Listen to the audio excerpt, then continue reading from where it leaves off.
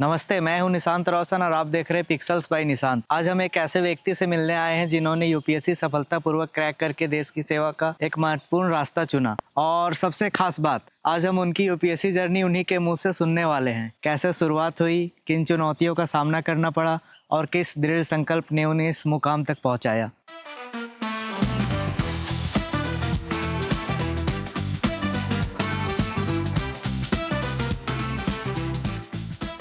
Examination तो उसका reason यही रहा कि अपने पर्सनैलिटी पे मुझे भरोसा था, अपने कॉन्फिडेंस लेवल पे, और ये क्षमता थी अपने अंदर कि मतलब मैं मेहनत करके उतना काबिल बन जाऊंगा, और उस वजह से इस एग्ज़ाम को मैंने क्रैक किया। अगर मैं आज के समय में यूपीएससी देता हूँ तो मेरी स्ट्रेटेजी जो भी हो, आप ये मान सकते हैं कि इस एग्ज़ाम को मैं वापस क्लियर कर सकता हूँ।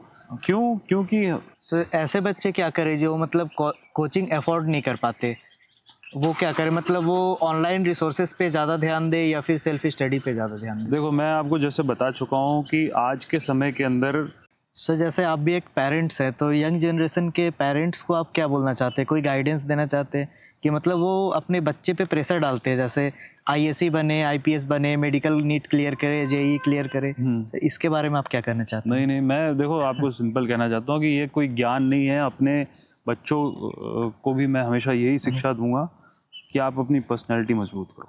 हाँ। पहले आपका पोस्टिंग एसडीओ चास बोकारो के तौर पे था। सर, वहाँ का एक्सपीरियंस कुछ हमारे साथ share it was a great experience. लगभग 2.5 साल मैंने एज़ एन एसडीएम बोकारो काम किया। तो एसडीएम की पोस्ट और अभी जो मेरी करंट पोस्टिंग है एज़ डीडीसी, एक मेजर डिफरेंस ये होता है कि SDO looks majorly after revenue work and law and order in the sub division. और यहाँ पे we look after schemes, developmental schemes, जो डिफरेंट डिपार्टमेंट्स हैं, हेल्थ डिपार्टमेंट, एजुकेशन डिपार्टमेंट, ये सारे हम लोग देखते हैं। और उस वजह से एसडीएम का रोल जो है वो काफ़ी चैलेंजिंग रहता है और 24/7 भी रहता है। And being in Bokaro it was challenging because वहाँ बहुत तरह के यूनियंस थे, जिनकी स्ट्राइक्स को हमें हैंडल करना होता था। बहुत तरह के लॉ एंड ऑर्डर इश्यूज होते थे, और वहाँ पे जो लोकल रिबेलियन था लोगों का, वो भी काफ़ी ज़्यादा था। बिकॉज बोकारो का स्ट्रक्चर थोड़ा सा डिफरेंट इसलिए था क्योंकि वहाँ एक स्टील सिटी थी, वहाँ एक नगर निगम भी था, और उसके अलावा एक रूरल एरिया भी था। तो इस वजह, और बहुत सारी बड़ी बड़ी इंडस्ट्रीज थी, तो वहाँ पे स्टेक्स भी ज़्यादा हाई थे। तो it was a good experience and I enjoyed it, and the government gave me the responsibility, तो आई फुलफिल्ड इट माय पार्ट। तो इसके बाद मैं जानना चाहूँगा आपके बचपन के बारे में। सर, जैसे आप भी एक टाइम पे यूपीएससी एस्पिरेंट रह चुके हैं, तो मैं आपका बचपन से शुरू करता हूँ। जैसे आपका बचपन कैसा था? मतलब शुरू से ही यूपीएससी जैसा कोई सपना था या फिर बाद में वो सपना आपके अंदर आया? तो बचपन मेरा जो था बहुत ही सिंपल, साधारण बचपन था। और यूपीएससी क्या होता है ये हमें पता भी नहीं था। इनफैक्ट डॉक्टर इंजीनियर क्या होता है ये भी हमें जानकारी नहीं थी, क्योंकि हमारे जो जिस परिवेश से मैं आता हूँ वहाँ पे, जैसे मेरे जो ग्रैंडफादर हैं वो पुलिस के अंदर कांस्टेबल थे, और पापा मेरे प्राइवेट सर्विस में थे। तो इस वजह से बहुत ज़्यादा स्कोप चीज़ों को लेकर नहीं था, इसलिए दिमाग में टेंशन भी कम रहती। और तो बचपन में जो एक साधारण बच्चा जो है गांव में घर में अपने जिस तरीके से एक्टिविटीज करता है, उस तरीके से हम लोग क्रिकेट खेलते थे गली में, साथ में अपने दोस्तों के साथ घूमते थे, थोड़ी बहुत मस्ती करते थे, और वही चीज बहुत केयर फ्री तरीके से वो सब निकला। तो पढ़ाई में कैसे थे आप? मतलब एक होता है सिंसियर बच्चा और एक होता है जिसे बोलते हैं पढ़ाकू काइंड ऑफ। हाँ, तो आप कैसे थे? मैं दोनों टाइप का ही नहीं था, because to be very honest I was very below average in studies. और कभी मैंने सोचा भी नहीं था कि मैं एकेडमिकली इस लेवल पे आऊंगा, बिकॉज यूपीएससी एग्जाम क्रैक करने के लिए आपको एकेडमिकली बहुत स्ट्रांग होना पड़ता है। तो उस लेवल पे आऊंगा ये सोचा नहीं था कभी। लेकिन ये था कि मतलब थोड़े जो पर्सनालिटी से मैं मजबूत, कॉन्फिडेंस लेवल, और मैं डरता नहीं था, और ये सारी जो क्वालिटीज थी ये मेरे को आगे लेके आई। पढ़ाई बिलो एवरेज था। तो सबसे ज़्यादा मोटिवेट आपको किसने किया यूपीएससी के लिए? तो सबसे ज्यादा मोटिवेशन जो है, मैं आपको सही बताऊं, तो इंसान खुद को ही करता है। जैसे मैं अपने आप को देखता हूँ, तो बिकॉज जब डाउनफॉल होता है इंसान का, तो वो अपने डाउनफॉल को देख के इंसान सीखता है। जैसे मैं कॉलेज में था, मैंने एनआईटी राउरकेला से केमिकल इंजीनियरिंग की है। हाँ, हाँ। तो अपने कॉलेज के समय के अंदर जब हम लोग उस समय संघर्ष कर रहे थे, क्योंकि केमिकल इंजीनियरिंग में मेरा इंटरेस्ट भी नहीं था और मेरे को बहुत ज्यादा समझ में भी नहीं आती थी। तो नंबर उतने अच्छे आते नहीं थे, और क्योंकि एक साधारण परिवार से थे तो नौकरी भी अच्छी चाहिए थी, तो नौकरी भी अच्छी नहीं लग रही। तो उस समय मैं जब निराश होके बैठा हुआ था, तो उस समय मैं अपने कॉलेज के अंदर ये सोशल सर्विस करता था। लायंस क्लब से मैं जुड़ा हुआ था, और छोटे स्केल पे, बहुत छोटे स्केल पे करते थे, ऐसा कोई बहुत बड़ा काम नहीं करते, लेकिन छोटे स्केल पे लोगों के बीच में जाना, कभी गरीब बच्चों के बीच में हम लोग खाना बांटते थे, कभी उनको जो अच्छी टाउनशिप से कपड़े इकट्ठा करके, जो अनयूज कपड़े हैं वो ले जाके हम लोग गरीबों को देते थे, नीडी पीपल को देते थे, बच्चों को पढ़ाने जाते थे। तो समझ में आ गया कि मतलब यही है जिंदगी का जो सेटिस्फेक्शन है, वो यही है। और ये यूपीएससी एक ऐसा सर्विस है जिसके अंदर एज अ करियर ऑल्सो ये आपको मजबूत करता है, और साथ ही साथ में आप जो सोशल सर्विस करना चाहते हो उसको और मजबूती से कर सकते तो सबसे पहले यूपीएससी का थॉट आपके मन में किस एज में आया था? हो। मैं जब अपने कॉलेज के फाइनल ईयर में था, तो मेरा प्लेसमेंट हुआ था टाटा कंसल्टेंसी सर्विसेज नाम की कंपनी में। आईटी बेस्ड कंपनी है, बिकॉज मैंने आपको बताया कि कॉलेज ग्रेजुएशन उतना अच्छा नहीं था, पढ़ाई उतने उतना अच्छा मैं था नहीं, तो मेरा कोई बहुत अच्छी कंपनी में प्लेसमेंट हुआ नहीं। तो एक नॉर्मल कंपनी में आईटी सेक्टर में प्लेसमेंट हुआ था। और जब प्लेसमेंट के बीच में जो वेटिंग पीरियड था, तो उस बीच के अंदर मैं अपने घर पे जोधपुर में बैठा हुआ था, और मेरे कुछ बिहार के दोस्त थे। तो बिहार के जो मेरे दोस्त थे वो काफी मोटिवेटेड थे कि हमें आईएएस बनना है, यूपीएससी करना है ये। तो उन्होंने मेरे को बोला कि तुम भी आ जाओ दिल्ली और हम लोग देखते। तो मैंने बोला मैं क्या करूंगा दिल्ली आके, मेरा तो 6 महीने बाद में मेरे को ज्वाइन करने जाना है। तो जब उनके साथ में गया, तो फिर कहीं ना कहीं ये समझ में आ गया कि मतलब वो वहां जाने के बाद ये समझ में आ गया कि मेहनत करेंगे और यहीं से जॉब लेके निकलेंगे दिल्ली से। सर एक मिथ है या फैक्ट, ये आप क्लियर करना, मतलब मैं पूछना चाहूँ, जैसे बोला जाता है टॉपर्स ही आईएएस आईपीएस बनते हैं, सर ये कितना सच है? नहीं नहीं, ये एकदम मिथ है प्रॉपर। बिकॉज देखो, आईएएस एग्जामिनेशन की डिमांड्स अलग है। एक एकेडमिकली अच्छा जो स्टूडेंट है वो आईएएस के एग्जाम में भी अच्छा करे, ये बिल्कुल जरूरी नहीं है, ये कंपलसरी नहीं है। बिकॉज आईएएस के एग्जाम में ना केवल एकेडमिक्स, बल्कि आपकी जो पूरी पर्सनालिटी है, कि कितना आप में परसिवरेंस है, कितना आप में पेशेंस है। आप जब फेल होते हैं तो आपको वापस खड़ा होने के लिए बहुत हिम्मत चाहिए होती है। ये सारी जो क्वालिटीज है, आप फियरलेस होने चाहिए, आप में डिसिप्लिन बहुत अच्छा होना चाहिए। तो ये सारी चीजें एकेडमिक्स से डिफरेंट है, ये सारी अपनी पर्सनालिटी की चीजें। और ये अगर किसी व्यक्ति के पास रहेगी, जैसा मैं अपना एग्जांपल दे सकता हूँ कि आई was very below average in studies, still I made it in the toughest examination. तो उसका रीजन यही रहा कि अपने पर्सनालिटी पे मुझे भरोसा था, अपने कॉन्फिडेंस लेवल पे, और ये क्षमता थी अपने अंदर की मतलब मैं मेहनत करके उतना काबिल बन जाऊँ, और उस वजह से इस एग्जाम को मैंने किया। सर आपने प्रिपरेशन मतलब स्टार्ट कैसे किया, सेल्फ स्टडी या फिर किसी कोचिंग के थ्रू? मैंने कोचिंग किया, बिकॉज आपको मैं बताऊं कि जब मैं आईएएस बनने के लिए जब मैंने सोचा कि दोस्तों के साथ मैं दिल्ली जाता हूं, तो मुझे आईएएस का आई भी नहीं पता था कि मतलब किस तरीके से, कौन से सिरे से इसको तैयारी करें।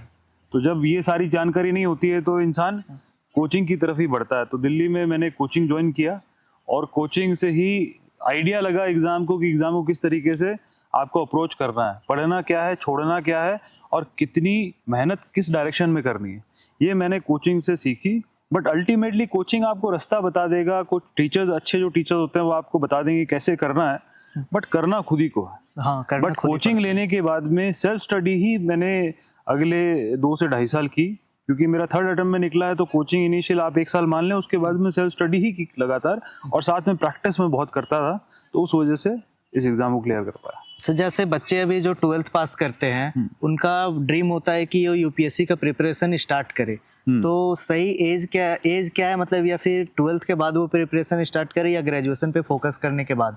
देखो, मेरा बहुत क्लियर मैसेज है सभी यंगस्टर्स के लिए कि यूपीएससी की प्रिपरेशन का जो समय होता है वो आपके कॉलेज के फाइनल ईयर या फिर आपकी ग्रेजुएशन के बाद, उसके बाद में आपको तैयारी करनी चाहिए। जो लोग बहुत कम उम्र से पेरेंट्स कोशिश करते हैं कि हम अपने बच्चे को आईएएस आईपीएस बनाना चाहते हैं, 7वीं 8वीं से उन पर दबाव डालना शुरू करते हैं, तो एक बहुत ही गलत तरह का माइंडसेट है। बिकॉज वो एक टाइम होता है जब एक व्यक्ति अपनी पर्सनैलिटी को बना रहा होता है, वो एक्स्ट्रा करिकुलर एक्टिविटीज़ में पार्ट लेता है, वो अपनी लाइफ को समझने की कोशिश करता है कि उसे करना क्या है। और यूपीएससी भी इस चीज़ को मानती है कि जो आप ग्रेजुएशन में करते हैं आप उसमें अच्छे होने चाहिए। जैसे I am an engineer, okay. और बहुत सारे डॉक्टर्स होते हैं, बहुत सारे लोग पीएचडी किए हुए इसमें डिसिप्लिन में आते हैं, बहुत सारे लॉयर्स होते हैं जो इस डिसिप्लिन में आते हैं। तो वो ग्रेजुएशन वाला आपको चैप्टर कंप्लीट करके ही आना है, क्योंकि एग्जाम का क्राइटेरिया वही है। और एग्जाम ऐसा है कि अगर आप 1 साल अच्छे से तैयारी कर लें तो आप इस एग्जाम को एक अटेम्प्ट में क्लियर कर सकते हैं, बशर्ते कि आपको रूल्स ऑफ द गेम्स पता हो और उनको आप फॉलो करें। सर जैसे बोला जाता है कि एक दिन में आपको 18 घंटे 20 घंटे पढ़ना पड़ता है, तो आपकी एक दिन की मतलब रूटीन क्या होती थी दिन भर की? ऐसे ये सब बकवास है। एक दिन में 24 घंटे होते हैं, यस। 24 में से 6 निकाल दो। हाँ। अब आप इंसान को 6 घंटे सुला के बाकी रोबोट की तरह पढ़ाना चाहते हो, तो वैसा व्यक्ति मैंने तो देखा नहीं है। हाँ। और मैं आपको ये जरूर कह सकता हूँ कि ये एकदम गलत तरह का माइंडसेट है। लोग क्या होता है कि इस एग्जाम का हवा बहुत, हाँ। जो चीज़ बड़ी होती है ना उसके बारे में बहुत मिथ्य होते हैं हाँ। कि ऐसा होता है वैसा होता है, बट एक्चुअल में ऐसा कुछ नहीं होता है। एक नॉर्मल दिनचर्या में जीने वाला इंसान, एक नौकरी करने वाला व्यक्ति भी इस एग्ज़ाम को क्लियर करता है। उसका मतलब केवल इतना ही है कि यूपीएससी एग्ज़ाम की कुछ रिक्वायरमेंट है, उस रिक्वायरमेंट को आपको फुलफिल करना। और उस रिक्वायरमेंट को फुलफिल करने में मुझे जो लगता है कि 8 से 10 घंटे अगर आप डेडिकेटेड होके पढ़ते हैं, हर दिन कंसिस्टेंटली पढ़ते हैं, तो मुझे लगता है कि उससे ज़्यादा बिल्कुल ज़रूरत नहीं। सर जैसे लोग स्ट्रेटेजी के बारे में बात करते हैं, जैसे कोचिंग भी आप लो तो एक स्ट्रेटेजी वो देते हैं कि ये फॉलो करना होगा आपको। तो सर आपकी स्ट्रेटेजी क्या थी? एनसीईआरटी कोई वैसा स्टैंडर्ड बुक आप बता सकते हैं? देखो, स्ट्रैटेजी जो है बहुत सिंपल तरीके से मैं सभी बच्चों के लिए बताना चाहता हूँ। सबसे पहला जो बेस बनता है, जितने आपके यूपीएससी में सब्जेक्ट्स होते हैं उनका जो बेस है वो एनसीईआरटी से बनता है। और एनसीईआरटीज़ आप हिस्ट्री की पढ़िए, ज्योग्राफी की पढ़िए, इकोनॉमिक्स की पढ़िए, पॉलिटिकल साइंस की पढ़िए, उससे आपको एक लेवल आपको बेसिक्स समझ में आ जाएगा। उन बेसिक्स को क्लियर करते हुए आपको एक सब्जेक्ट को लिमिट करना है, एक सब्जेक्ट के लिए एक एडवांस लेवल बुक पढ़नी है। जैसे पॉलिटी में लक्ष्मीकांत है, एनवायरनमेंट एक सब्जेक्ट आता है, उसके अंदर शंकर आईएएस की किताब आती है, बहुत अच्छी किताब है। इकोनॉमिक्स के लिए मैंने श्रीराम आईएएस के नोट्स पढ़े थे। ओके। और उसी तरीके से हिस्ट्री की जो अगर बात करें तो बिपिन चंद्रा की किताब आती है, बड़ी अच्छी किताब है। तो केवल एक सोर्स एक सब्जेक्ट के लिए और उसके मल्टीपल रिविजन्स, ये आपने कर लिया, ये आपकी प्रिपरेशन का पार्ट हो गया। अब रही बात सेकंड, डायनेमिक पार्ट होता है करंट अफेयर्स। हाँ। करंट अफेयर्स के लिए डेली न्यूज़पेपर पढ़िए, according to the UPSC syllabus daily newspaper पढ़िए। उसके अलावा एक विजन आईएएस की मंथली मैगजीन आती है, उसको आप रेगुलरली पढ़ते रहिए। ये 2 चीज़ें आपने कर ली तो आपका प्रिपरेशन पार्ट कंप्लीट हो गया। और सेकंड थिंग इज आपका practice. Join a good test series and practice. और यहीं पे जो है सबसे ज़्यादा कंपटीशन बाहर होता है, बिकॉज उसमें बहुत इनर्शिया आता है टेस्ट देने में और उसको इवेल्युएट करने में और आगे बढ़ने में। ये आप करेंगे तो फिर बहुत इजीली आप क्लियर कर सकते हैं। सर ऐसे बच्चे क्या करें जो मतलब कोचिंग अफोर्ड नहीं कर पाते, वो क्या करें? मतलब वो ऑनलाइन रिसोर्सेज पे ज़्यादा ध्यान दे या फिर सेल्फ स्टडी पे ज़्यादा ध्यान दे? देखो, मैं आपको जैसे बता चुका हूँ कि आज के समय के अंदर इतना कंटेंट आपके ऑनलाइन उस प्लेटफॉर्म पे है और फ्री कंटेंट, हाँ। उसको अगर आप देखेंगे तो आपको कहीं जाने की ज़रूरत नहीं है। देखिए, UPSC is a very simple game. The only thing is कि doing it is tough, the preparation, the going through the road is tough. The road is there, but going on that road, continuing on that road till you reach your destination, that is tough। इसका मतलब ये है कि आपको NCERTs पढ़नी है, NCERT तो खुद ही पढ़नी है, जो बेस बनाना अपना। उसके बाद एक एडवांस लेवल किताब पढ़नी है, वो खुद ही पढ़नी है, उसको बार बार खुद ही रिवाइज करना है। एंड जो टेस्ट सीरीज है आज के समय के अंदर, आप ऑनलाइन भी टेस्ट सीरीज ज्वाइन कर सकते हो। ऑनलाइन टेस्ट सीरीज ज्वाइन करिए, आंसर लिखिए, अपना पेपर स्कैन करिए, उसके बाद इवेल्यूशन होगा। The only thing is determination. जिसके पास में वो संसाधन नहीं है उसको थोड़ा और डिटरमाइंड होना पड़ेगा, बिकॉज कोचिंग में वो चीज़ थोड़ा सा आपको इजीली एक्सेस से मिल जाती है। बट अगर कोई बच्चा सक्षम नहीं है या फिर किसी रिमोट एरिया में रहता है, थोड़ा डिटर्मिनेशन हो उसको ज़्यादा देना पड़ेगा और वो एकदम लेवल प्लेइंग फील्ड पर आ जाएगा। सर जैसे अभी अगर आपको यूपीएससी फिर से देना पड़े तो स्ट्रेटेजी आपकी सेम रहेगी या फिर कम्प्लीटली डिफरेंट? अगर मैं आज के समय में यूपीएससी देता हूँ तो मेरी स्ट्रेटेजी जो भी हो, आप ये मान सकते हैं कि इस एग्ज़ाम को मैं वापस क्लियर कर सकता हूँ क्यों? क्योंकि मुझे रूल्स ऑफ द गेम पता है और उन पे मैं एक बार चला हुआ हूँ और दोबारा चलने के लिए भी मैं तैयार हूँ। तैयार। तो वो एक इंसान का माइंडसेट होता है, उसको आपको फॉलो करना है। और ये चीज़ अगर मैं आपको बता दूंगा तो ज़रूरी नहीं कि आप उसको कर ही लेंगे, बिकॉज़ हर इंसान अलग है। हाँ। तभी मैंने कहा ना कि UPSC is a game of personality. आप देखेंगे कि यूपीएससी एग्जाम के अंदर कई सारे ऐसे टॉपर्स आपको मिलेंगे जो पहले किसी सर्विस में निकलते हैं, फिर एग्जाम निकालते हैं, फिर उनकी सर्विस इंप्रूव होते हैं, फिर एग्जाम निकालते हैं, फिर सर्विस इंप्रूव होती है। हाँ। तो वो बार-बार निकालते हैं बिकॉज़ उनको तो वो सफलता की कुंजी पता है। सर आपकी रिवीजन स्ट्रेटेजी क्या होती थी? जैसे इस पे तो बहुत सारा सब्जेक्ट होता है और इतना सब्जेक्ट है कि हर चीज़ को मतलब याद रखना भी थोड़ा टफ होता है। तो रिवीजन मतलब कैसे करें और हर चीज़ को रिकॉल कैसे करें? देखो, रिवीजन के लिए एक साइक्लिकल सिस्टम में यूज़ करता था। जैसे कि यूपीएससी में मेजरली 6 सब्जेक्ट्स हैं। हाँ। ज्योग्राफी है, इकोनॉमिक्स है, हिस्ट्री है, पॉलिटिकल साइंस है, आपका ये एनवायरनमेंट है और साइंस एंड टेक्नोलॉजी। हाँ। ये 6 सब्जेक्ट है। तो जैसे मैंने आज साइंस एंड टेक्नोलॉजी मैंने पढ़ना शुरू किया। मान लीजिए कि मुझे उसको कंप्लीट करने में, अगर मैं पहली बार उसको पढ़ रहा हूँ, तो मुझे उसे कंप्लीट करने में हो सकता है कि 1 महीना लगे। हाँ। तो मैं 1 महीना उस सब्जेक्ट को दूँगा और उस सब्जेक्ट को कंप्लीट करूँगा। ओके। उसके बाद में दूसरा सब्जेक्ट अगर मुझे पढ़ना है तो उसमें मुझे 1 महीना लगेगा। हाँ। तो ऐसे करके 6 महीने मुझे लगेंगे। ओके। और अगला जो रिवीजन वाला साइकिल रहेगा, तो जो सब्जेक्ट मैंने पहले स्टार्ट किया था साइंस एंड टेक्नोलॉजी, 6 महीने कंप्लीट होने के बाद मैं फिर से साइंस एंड टेक्नोलॉजी को रिवाइज करूँगा। फिर आपकी जो रिवीजन साइकिल होती है वो हाफ हो जाती है। हाँ। जो मेरा मतलब एक्सपीरियंस रहा है, I have tried and tested this thing, तो 15 दिन में कंप्लीट होता है। और ऐसे करके अगर 4 रिवीजन की साइकिल्स करते हैं तो 15 का आधा 7.5 और 7.5 का भी आधा, लगभग 3 दिन के अंदर आपका वो सब्जेक्ट तैयार हो जाता है। तो वो आपको वैसे करना है कि अगर आपने पहला सब्जेक्ट साइंस एंड टेक्नोलॉजी पढ़ा है, दूसरा ज्योग्राफी पढ़ा है, तो पूरा राउंड कंप्लीट होने के बाद आपको उसको चालू करना है और उसके टाइम स्पैन को आपको कम करते जाना है।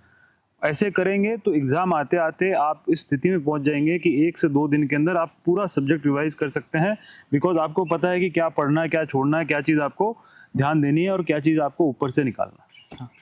सर जितना मैंने होमवर्क किया है इससे मेरे को पता चला कि आपने 3rd अटेम्प्ट में यूपीएससी क्रैक किया था। यस। तो सर 3rd अटेम्प्ट पे आपने किया तो पहले 2 अटेम्प्ट की गलतियाँ क्या रही थी आपकी? बहुत गलतियां रही थी। मैं गलत इंसान ही था। मैं सही बताऊं तो आपको, बिकॉज उस एग्जाम को मैंने जो फर्स्ट अटेम्प्ट में जो सम्मान मिलना चाहिए था, हाँ। वो सम्मान नहीं दिया। बिकॉज फर्स्ट अटेम्प्ट में जब हम लोग दिल्ली पहुंचे थे, तो क्योंकि मैं एक पर्टिकुलर ग्रुप के साथ गया था, तो आप जानते हैं कि भाई जैसी संगत वैसी रंगत होती है। हाँ। तो उन लोगों के साथ रहते थे, तो उन लोगों के साथ जो एक्टिविटीज़ करते थे, चाहे सोशली हम लोग इधर उधर जाते थे या फिर फ्रेंड सर्कल हमारा थोड़ा बड़ा था, और उस चक्कर में क्या है कि कहीं ना कहीं अपने लक्ष्य के पास नहीं पहुंच पाया, और फ्रेंडशिप और जो सोशल सर्कल था हमारा उसी में रहे। और दूसरी चीज़, एग्ज़ाम को लेकर क्लैरिटी भी नहीं थी। जैसे हम लोग, क्योंकि हमारा कोई मेंटर नहीं था, गाइड, मैंने आपको बताया अभी, मेरे घर परिवार में या फिर मेरे कोई सीनियर में हाँ। कोई ऐसा मेंटर नहीं था या फिर कोई सर्विस में नहीं था जो आपको गाइड कर सके। तो उसको एक्सप्लोर करने में तो 1 साल निकल गया। 1 साल बाद समझ में आया, पहले अटेम्प्ट में फेल हुए, तब समझ में आया कि एग्ज़ाम की रिक्वायरमेंट्स क्या है। तब अपने आप को एक थोड़ा आइसोलेशन में डाला और उसके बाद मेहनत करना शुरू किया। तो सेकेंड अटेम्प्ट में मैंने इंटरव्यू दिया। फिर इंटरव्यू भी मेरा बहुत बेकार गया था सेकेंड अटेम्प्ट का। रीज़न बीइंग कि आई वाज इन फियर कि मैं इतनी मेहनत करके इंटरव्यू तक पहुंचा, और अगर इंटरव्यू खराब होता है और नंबर कम आते हैं तो मैं लिस्ट से बाहर हो जाऊंगा, फिर मैं क्या करूंगा। तो वो थॉट मेरे दिमाग में था, और फिर मैंने उस थॉट को भी बाहर निकाला। I got a fearless attitude, and उसकी वजह से फिर थर्ड अटेम्प्ट में interview also went fine, and finally into the service. So तैयारी के दिनों में सबसे बड़ी चैलेंज क्या थी आपके लिए और उसे आपने पार कैसे किया? जो तैयारी के बीच में सबसे बड़ी चैलेंज होती है लोनलीनेस, बिकॉज जब आप अकेले रहते हो तो फिर आप बहुत चीज़ों को मिस करते हो। आप अपने लाइफ के प्राइम पीरियड में हो, एट द एज, मतलब अब सब यंगेस्ट अपने एज में, जिसमें आप में पोटेंशियल है, आपने ग्रेजुएशन कर रखा है, you can do a lot of things. But आप एक कुर्सी में, एक कमरे में बैठे हो, 4 दीवारी में बंद, आपको ना तो कोई देख रहा है ना आप किसी को देख रहे हो। हाँ। तो वो जो आइसोलेशन होता है, और जो अपने फ्रेंड सर्कल से कट ऑफ, अपने सीनियर से कट ऑफ, अपनी फैमिली से कट ऑफ, तो वो एक चीज़ बड़ी मुश्किल होती थी, लेकिन मैंने इस चीज़ को पॉजिटिवली लेना शुरू किया और पॉजिटिवली इस कदर लिया कि मतलब ये समझ में आ गया मुझे कि अगर मुझे इस एग्ज़ाम को क्लियर करना है, जब मैं इस एग्ज़ाम को क्लियर करूँगा तो उसके बाद की सिचुएशन से कंपेयर करता था। आज तो ये मेरा इनपुट है, हाँ। लेकिन output when I come out as an IAS officer, तो मेरे पास जितनी चीज़ें आज हैं, जैसे मेरा जो सर्कल है या मेरे फ्रेंड्स हैं या फिर सोसाइटीज़ है, उससे मेरे पास में 100 गुना ज़्यादा एक्सपोजर होगा कि हम हमेशा पब्लिक के बीच में रहेंगे, मेरे आसपास बहुत लोग रहेंगे और जितने मेरे फ्रेंड्स हैं हाँ। उनसे वापस मैं रियूनाइट होऊंगा, मेरी फैमिली है उनसे वापस रियूनाइट होऊंगा और उस मुकाम पे, तो वो चीज़ मुझे मोटिवेट करेगी। सही है। मतलब जैसे आप प्रिपरेशन फेज में होते हैं और फेलियर आपको मिलती ही रहती है लगातार, उस बीच में आपको बहुत ताने सुनने को मिलते हैं, जैसे फैमिली प्रेशर भी होता है, लोगों के ताने भी होते हैं, सोसाइटी के भी होते हैं। सर ये सब को एक एस्पिरेंट कैसे हैंडल करे? तो इसके अंदर क्या है, इसमें आपको मजबूत रहना पड़ता है, बिकॉज आप सही कह रहे हो कि जब हम लोग जैसे साधारण परिवार से कोई इंसान जाता है तो उसको आउटराइटली रिजेक्ट कर दिया जाता है। जैसे I remember in my family also, not my immediate family but जो रिलेटिव्स के अंदर चर्चा होती थी कि भाई देखो कलेक्टर बनने गया है, नंबर कभी आया नहीं, और उस तरह की बातें होती थी। और बड़े ताने मुझे डायरेक्टली भी सुनने पड़ते थे because I was cut off preparation के टाइम में। I used to be very private in my conversations and all, तो उस वजह से मैं बहुत लोगों से बात नहीं करता था, बट मेरे मम्मी को, मेरे फादर को ये कमेंट्स आते थे और जब उनसे बात होती थी तो ऐसा पता चलता भी था। तो केवल एक चीज़ समझ ली कि भाई आप इस रेस के अंदर वो आपके साथ नहीं दौड़ रहे, आप अकेले दौड़ रहे हो। हाँ। आपका करियर है, आप रिस्पॉन्सिबल हो। कल को आप इस करियर के अंदर आगे बढ़ जाओगे तो आपके लिए वो इम्पोर्टेंट नहीं है, आपके लिए जो व्यक्ति, साधारण व्यक्ति जिसका कोई नहीं है, वो आपके लिए सबसे इम्पोर्टेंट है। हाँ। तो मेरी सोच वही रही, इसलिए मैंने कभी परवाह ही नहीं करी कि मेरा रिलेटिव या मेरा दोस्त क्या कह रहा है। मेरे को जो करना है और उस व्यक्ति के लिए करना है जिसके पास में कुछ भी नहीं। हाँ। उसके लिए अगर मैं काम आ पाऊँ तो फिर बस उसके फिर दूसरी चीज़ नहीं चाहिए। सर इस फेज पे कभी आपने गिव अप करने का सोचा? तो गिव अप करने का सोचा नहीं, लेकिन गिव अप करने के थॉट्स आते थे दिमाग में, बिकॉज एग्ज़ाम डिफ़िकल्ट है और बार बार आपको टेस्ट करता है। और मैंने जैसा बताया कि मेरी जर्नी इतनी आसान इसलिए नहीं रही क्योंकि पहला अटेम्प्ट मेरा प्रीलिम्स ही नहीं हुआ। First part of the exam होता है प्री मेंस इंटरव्यू, के अंदर प्री ही नहीं हुआ। तो जब प्रीलिम्स ही नहीं होता है तो फिर आउटराइटली आप तो अपने आप को समझते ही हो कि भाई मैं काबिल नहीं हूँ, बाकी आपके आसपास में जो लोग रहते हैं, आपके रिलेटिव्स हो, फ्रेंड्स हो, आपके कलीग्स हो, वो आपको देखते हैं एकदम उस नज़र से कि भाई इसने तो फर्स्ट स्टेज में क्वालिफाई नहीं किया।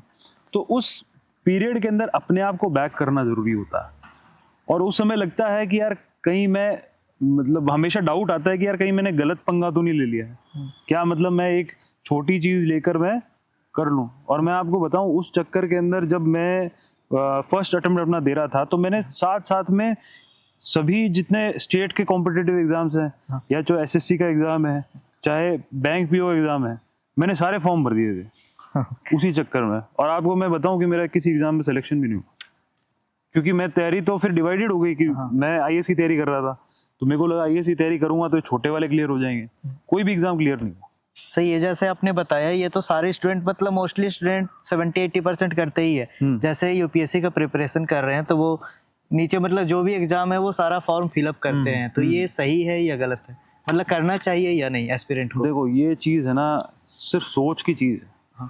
मैं आपको बताऊं कि ये आप जैसे एक एवरेज पर्सन है, अब मैं सभी को कहता हूँ कि भाई सभी लोग नंबर 1 आ जाओ, तो सभी लोग राजा नहीं बन सकते। हाँ। सभी लोग नंबर 1 पे नहीं रह सकते। नंबर 1 पे कुछ ही लोग रहेंगे। हाँ। और वो नंबर 1 पे रहने के लिए आपको रिस्क लगेगा, आपको सेल्फ बिलीफ लगेगा, आपको पेशेंस लगेगा।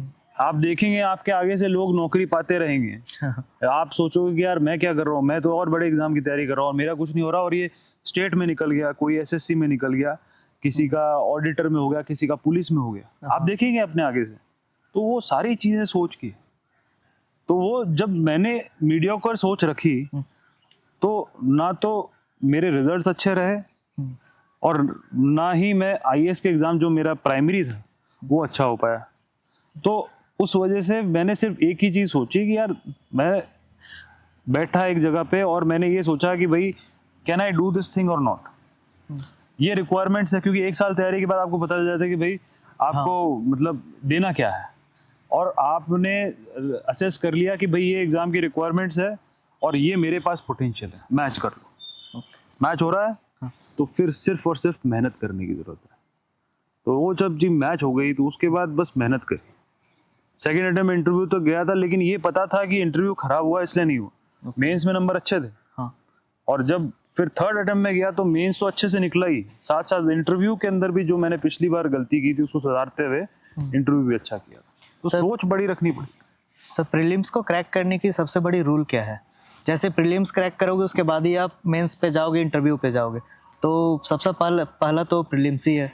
देखो यूपीएससी में मैं सही बताऊं तो यूपीएससी का प्रीलिम्स पार्ट ही सबसे डाइसी होता है। जनरली होना ये चाहिए कि prelims should be a screening test, हाँ। कि भाई जो आपके सीरियस कैंडिडेट्स हैं या जो एक बेसिक एप्टीट्यूड रखते हैं, बेसिक जनरल नॉलेज रखते हैं, वो लोग आपके मेंस एग्जाम को लिखे। बट अभी यूपीएससी ने पिछले कुछ सालों से प्रीलिम्स को इतना डाइसी और डिफिकल्ट बना दिया है, कट ऑफ्स भी लगातार नीचे जा रही है, और I don't want to go behind the reason कि ऐसा क्यों हो रहा है, बट इसका जो तोड़ है वो बहुत ही सिंपल है।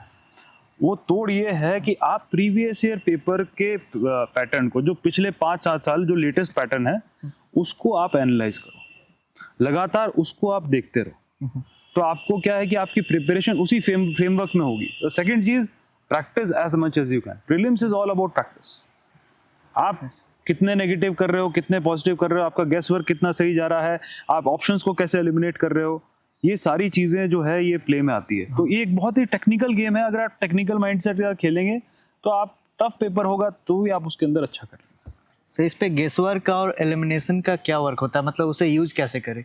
जैसे 4-5 क्वेश्चन होती है उसपे, तो कभी कभी फील होता है कि 2 या 3 आंसर इसके हो सकते हैं, तो उसको यूज कैसे करें, मतलब एलिमिनेशन वर्क को यूज कैसे करें? देखो ऐसा है कि इसमें बहुत सिंपल अगर मैं टेक्निक बताऊं तो देखो, एलिमिनेशन और गेस वर्क ये तभी काम आते हैं जब आपके पास पार्शियल नॉलेज हो। हाँ। जब आपके पास कोई नॉलेज नहीं है और आप एलिमिनेशन और गेस वर्क कर रहे हैं तो मतलब आप फिर वो आप तुक्का मार रहे हैं। हाँ, वो तो तुक्का मारना हो तो गया। उस तरीके से काम चलता नहीं यूपीएससी में, बिकॉज यूपीएससी तुक्के से आप नहीं क्लियर कर सकते हैं, जितना हमारा एक्सपीरियंस रहा है। तो उस फेज में आपकी पार्शियल नॉलेज है, आपको पता है कि भाई ये 2 नहीं हो सकते हैं, तो आप उन 2 को एलिमिनेट कर दें। 50% प्रोबेबिलिटी आ गई।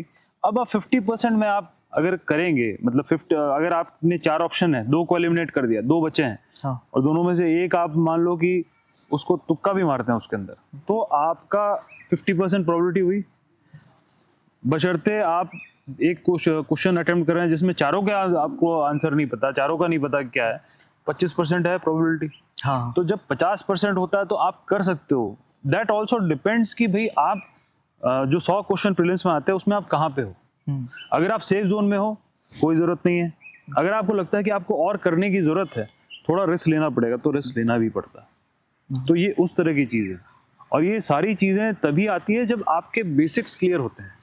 आपने एग्जाम की तैयारी अगर सीरियसली की है, आपके बेसिक्स क्लियर है, तभी आप एलिमिनेशन भी कर पाएंगे और एक स्मार्ट गेस वर्क भी कर पाएंगे, जो जिसमें आपकी प्रोबेबिलिटी सक्सेस की बढ़ेगी। सर जैसे अभी करंटली मैंने ओल्ड दिल्ली का ओल्ड राजेंद्र नगर विजिट किया था, बहुत सारे एस्पिरेंट्स से मैं मिला, मतलब उनका प्रीलिम्स क्लियर हो रहा है, जैसे 1 बार 2 बार प्रीलिम्स क्लियर हो रहा है, लेकिन उनका मेंस नहीं क्लियर हो रहा है। तो उनका क्वेश्चन था कि मतलब ये टिप आप पूछना कि मेंस के लिए मतलब आंसर राइटिंग ये सब में मतलब उसका तरीका क्या है, मतलब वो क्या करे जिससे उनका मेंस में आंसर राइटिंग अच्छा हो सके और मेंस क्लियर हो। आंसर राइटिंग करें, सर वही वो बोल रहे मेन हैं चीज तो वही है। देखो वो क्या होता है कि मैं आपको बता रहा हूँ कि जिस व्यक्ति को, मैं आपको बताऊं कि जो इंसान 1 साल तैयारी करेगा ना इसी एग्जाम की, उसको रूल्स ऑफ द गेम पता चल ही जाते हैं।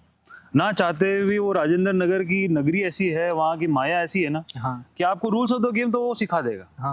अब वो फॉलो करने पे है। अब ये मैं आपको बता रहा हूँ कि आप समझ लीजिए कि जब मैं एग्जाम की तैयारी करता था तो 3 घंटे बैठ के टेस्ट लिखना और उसके बाद में 3 घंटे बैठ के उसका डिस्कशन सुनना, ये काम बहुत पेनफुल होता है। उससे अच्छा पता है क्या होता है, उसका अच्छा ये होता है कि आप आराम से बैठे हो, किताब पढ़ रहे हो, 1 घंटे बाद चाय पी ली, थोड़ा घूम लिए, फिर किताब पढ़ रहे हो, दैट इज मोर कंफर्टेबल। और लोग इसी कंफर्ट जोन से बाहर नहीं निकल पाते हैं। एंड जो आंसर राइटिंग है ना, आंसर राइटिंग के अंदर इनर्शिया ही लगता है। हाँ। ये सबसे बोरिंग पार्ट है एग्जाम का, और सबसे ज्यादा कंपटीशन यही निकलता है। जैसे मैं अपनी अगर एग्जांपल दूं तो मैं जब प्रिपरेशन करता था तो इनसाइट्स ऑन इंडिया करके एक वेबसाइट है, तो उस पे डेली क्वेश्चंस आते थे, करंट अफेयर्स के बेसिस पे आते थे। और करंट अफेयर यूपीएससी के अंदर मेजर सिग्निफिकेंट पोर्शन है जहाँ से क्वेश्चंस आते हैं मेंस एग्जामिनेशन। तो उसके क्वेश्चन आते थे, मैं उन क्वेश्चंस को नोट करके ब्लैंक शीट पे आंसर लिखता था और उसको स्कैन करके अपलोड करता था, और हमारा पीयर रिव्यू होता था। ओके। बिकॉज उस समय इनसाइट्स ऑन इंडिया नया नया आया था और ये चीज़ें स्टार्ट ही हुई थी, तो ऑनलाइन लोग एक्टिव होना शुरू हो गए थे, तो उससे बहुत फायदा मिलता। लेकिन मैं उसको डेली 1 घंटा बैठ के करता था व्हेन आई वाज प्रिपेयरिंग। मतलब जब मैंने प्रिपरेशन के अंदर 6-7-8 महीने हो गए थे ना, जब थोड़ा सिलेबस का आइडिया हो गया था, एक राउंड अपना प्रिपरेशन रिवीजन हो गया था, तो उसके बाद तो ये चीज़ें आपको करनी पड़ेगी। और टेस्ट पेपर आप टेस्ट सीरीज आप ज्वाइन करिए, जैसा आपने बोला कि लोगों को दिक्कत जो आ रही है, टेस्ट सीरीज ज्वाइन करिए। Make sure you give the test on the same date on which it is scheduled, उसको मिस मत करिए। जनरली क्या होता है कि आप टेस्ट सीरीज ज्वाइन करते हैं, एक टेस्ट दिया, दूसरा नहीं दिया, कभी प्रिपरेशन नहीं हुई, कभी बीमार हो गया आप, या फिर कभी इनर्शिया आ गया, है ना, तो वो सारी चीज़ें होती हैं। तो आप उसको माइंड टफ रख के अगर शेड्यूल बाय शेड्यूल देंगे और उसके फीडबैक को आप सीरियसली लेंगे, जो आपको आंसर उसमें मेंस के टेस्ट सीरीज में फीडबैक मिल रहा है, तो आप अच्छा करते जाएंगे, and that will build your confidence level. So you have to develop a very affectionate bond with answer writing, तभी होगा। सर मेंस का एक ऑप्शनल भी पार्ट होता है, तो एस्पिरेंट ऑप्शनल कैसे चूज करे? जैसे मैंने आपका एक वीडियो देखा था, उस पे आप बता रहे थे इंटरेस्ट बेसिस पे या फिर स्कोरिंग बेसिस पे।